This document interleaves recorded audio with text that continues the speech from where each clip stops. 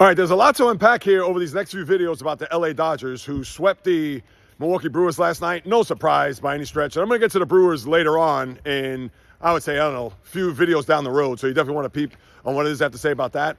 But last night, it was all about Shohei Ohtani. And this is from a guy who, after the wild card round against the Reds, did absolutely squat. Other than an RBI single there in Game 2, he was invisible and wondering when he was going to break out. Well, when he was on the mound where he pitched 6 innings and didn't give up a run and struck out 10 and hit not 1, not 2, but 3 home runs in the process, how the Dodgers now are going to another World Series. All the talk is about Shohei Ohtani, the best player in the sport, the best player of a generation, better than Babe Ruth. I mean, again, that's a lot to unpack here, and obviously I wasn't around to see Ruth.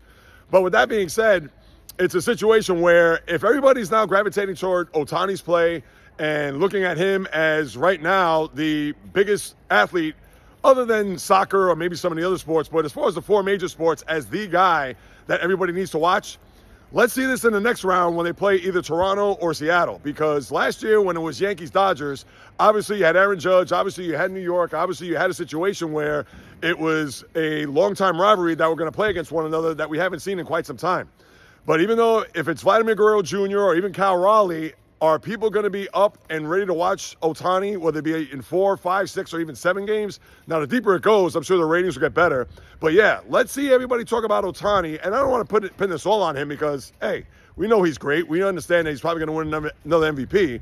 But at the same time, all this talk about Ohtani, and then watch the ratings starting Friday with the World Series, you're going to get like 8 million people watching or 9 million people, where they should be getting 15, 16, 17 million people watching.